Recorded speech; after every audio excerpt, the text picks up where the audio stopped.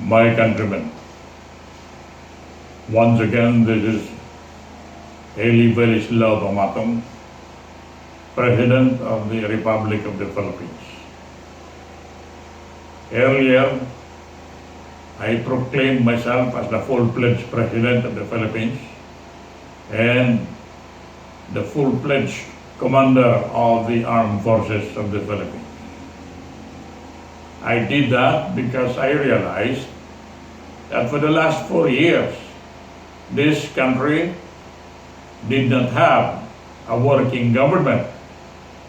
We have the form of a government or a person claiming to be the president, but most of the time, this person is sick.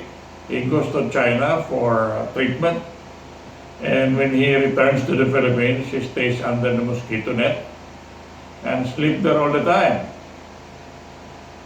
Sleep there all the time as if he's not running anything. And when I fully realized that Duterte is not functioning as a de facto president, and the Philippines has no president in reality, I proclaim myself as the president, full-fledged president, and full-fledged commander-in-chief of the Armed Forces of the Philippines. Now you will ask, what are you planning to do as president of the Philippines?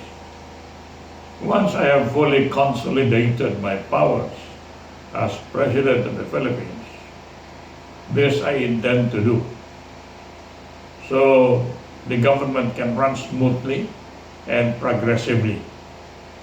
I intend to give houses or a house for every family, not just a shelter on their head as Magsaysay wanted to do when he was president, but a good house for every family. I intend to give every family all the food that they need, not just a little food on the table, a good shelter, and all the food they need for their family. That is my dream. How do I achieve that? What is my plan to achieve that? A home for every family, all the food that a family needs for their well-being. How do I plan to achieve that? My plan is, I would like to, once I consolidate my powers, I will declare the whole Philippines as a civilian army country. All the civilians are transformed or enlisted as civilian army. Not really full-fledged army, but civilian army, wearing uniforms, armed to defend their motherland if necessary. And that is how I will run it. Why do I want the Philippines to be, all the people to be a member of the civilian army? Well, because in a civilian army, you have more command over the people without declaring martial law than under a situation where there is no civilian army. The civilian army can easily replace or assist the regular army in times of war, because we have to train them every Saturday and Sunday to fight for the motherland. So that is the advantage of having a civilian army. They have to wear uniforms, including the children. They have to have guns to protect the country. Right now, the citizens cannot protect the country because they have no guns. I never thought, not even in my wildest dream, that the armed forces of the Philippines can be bought by any foreign power as they are today. The armed forces of the Philippines cannot deny the fact that they have been bought by China and the Chinese puppet, or China's puppet named Rodrigo Duterte. Duterte himself said, pinakain ko na sila ng pera. I fed them with money. I fed them with money. And there is no denial on the part of the generals that they were fed with money and that they are satiated. Busog na busog sila ng pera. Hindi, walang denial. If it is not true, they will deny it. But nagtahimik lang. Ibig sabihin, they were bribed. So, because they have been bribed by China and Duterte, wala tayong army. So ang paraan ko, my plan is, I will create a civilian army consisting of all the citizens in the Philippines, all people in the Philippines from 18 up. They will be wearing uniform. They will be required to carry firearms to defend the motherland. Had this been created before, China would not have the courage to invade or destroy the West Philippine Sea. The Chinese would not have the courage to enter the Philippines and oppress the people like what they are doing at Pogo Island. The people will not, of course, elect a president like Duterte because they will become conscious, they will be trained, they will be oriented on how to defend a democratic society. That is my plan. Immediately upon consolidation of my powers as President of the Republic of the Philippines, I will create a civilian army composed of all able-bodied citizens of the Philippines. Even those who are not able-bodied will be used as intelligence officers. And they will be paid by the municipality where a command center can be created. At least there will be 1 battalion per municipality. They will be paid by the province where there will be a provincial command created throughout the Philippines. Municipal command of the civilian army, provincial command of the civilian army.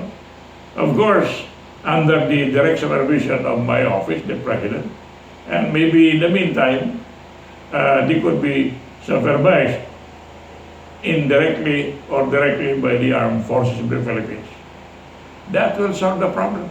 If we have a civilian army in the Philippines armed to defend democracy, the armed forces of the Philippines will not be abusing because the civilian army will liquidate all of them, will kill all of them if they betray the country. Like what is happening now.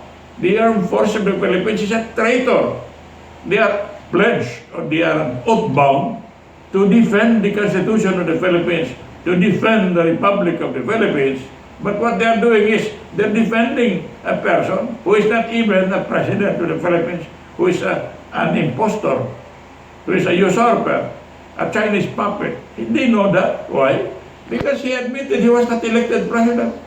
And they are defending an insane person. And they know that. How? Because Duterte admitted before the whole world, not only before all the Filipino people, I am insane. And by his actions, all that he said point out to one fact, to one thing. Indubitably, he is insane. And the army knows that. But why is the army following this insane person? Because according to this insane person, he fed them with money, a lot of money already. And if the army attempts to stage a coup d'etat against him, against this de facto leader, he will call upon the Chinese army to defend him because Jinping will not allow him to be ousted. The paramour of Duterte, the person whom he called more or less a lover because he said, I love Jinping very much. He didn't use the word like, love. I need him more than at any time of my life. These are the expressions of a paramour, of a lover, or a bisexual. So there is that deep admiration on the part of Duterte toward Jinping. Deep love. And maybe as a dowry, Batugday in Cebuano, as a dowry, he is giving Jinping all of the West Philippine Islands to win the heart and the love of Jinping. He is berserk, he is mentally disturbed. And if he could only give the stars, the sun and the stars to Jinping, he would do it. He would do anything. The Chinese are coming here in the midst of this coronavirus pandemic, and Duterte is saying, no, it's unfair to stop them. But why not to defend your people? And what is amazing is that the people at Pogo, the Chinese there, who are very abusive, are not sick of coronavirus. It seems that they have been vaccinated or given vaccine. in China before they came here. It's very amazing that the people in Shanghai and Beijing are not sick. It's amazing that the political officers in China, the political officials, are not sick. It seems that there is war, biological warfare launched by China all over the world to dominate the world, to enslave the world. But that is far from the topic. My topic is to reduce, how I would reduce the Philippines into a civilian army composing of all the Filipino citizens to protect the Philippines in times of war and to be prepared in times of peace. Because right now we don't have an army. We have a Chinese army masquerading as the armed forces of the Philippines, masquerading as the Philippine National Police, but it is a Chinese National Police. It's a Chinese armed forces. We don't have anything. They don't have anything. That's why these armed forces of the Philippines are defending Duterte to the teeth. Before God, before the law, they pledge allegiance to the Constitution, to support the Constitution, and allegiance to the Republic of the Philippines. But Duterte, who said, I do not believe in the Constitution, is being followed by them. What Duterte said is diametrically opposed to all the standards of democracy. Yet the armed forces are following them. Is following Duterte. Again, that is the reason why once I consolidate my power as President of the Philippines and to avoid declaring martial law, I will create a civilian army throughout the Philippines composed of all citizens, men and women, and children from kindergarten to the time they join the army formally will also be trained militarily. Martial arts will start when they are at kindergarten to teach them how to defend themselves, how to prevent any Chinese-looking person from abusing them, from spitting on them. That is my plan. And I want you who are listening to me to support my presidency. Because we don't have a president. I am not that ambitious. I'm just following what I thought God wants me to do. There have been so many people dreaming that I am destined to be the first Mindanaoan president. Even if you check the book of Dale Brown, Sky Masters, I am described there as the first Mindanaoan president. Almost 100 people have been dreaming. Psychics in the Philippines have foreseen my entry into Philippine politics as the first Mindanaoan president, the most honest president the Philippines ever had. I want that to be my trademark. When I am gone, assuming I don't become immortal, I want this to be written on my tomb. Here lies Pamatong, the most honest president the Philippines ever had. I want that inscribed on my tomb. I want that to be my trademark. Because I believe that without honesty, we cannot have an effective government. Honesty and honesty alone is the best policy, according to an American president. I believe that. But you can only be honest if you are educated. Because education and education alone is a road to total enlightenment. A road to the world of honesty. An ignorant person cannot be totally honest. He is subject to all kinds of temptations. He can be bought. Just like the Philippine Army, the members of the Philippine Army, most of them are not really fully educated. That's why they succumb to bribery. They're tempted by the light or what's this, the glare of money. Now they are hardly moving. They're sitting down with their pockets full of Chinese money. And I warn you, you who have been bribed by China, you who have been bribed by Duterte to destroy our democracy, you will have to face the people and receive the appropriate punishment. I don't think all the armed forces people have been bribed. I think 98% are not.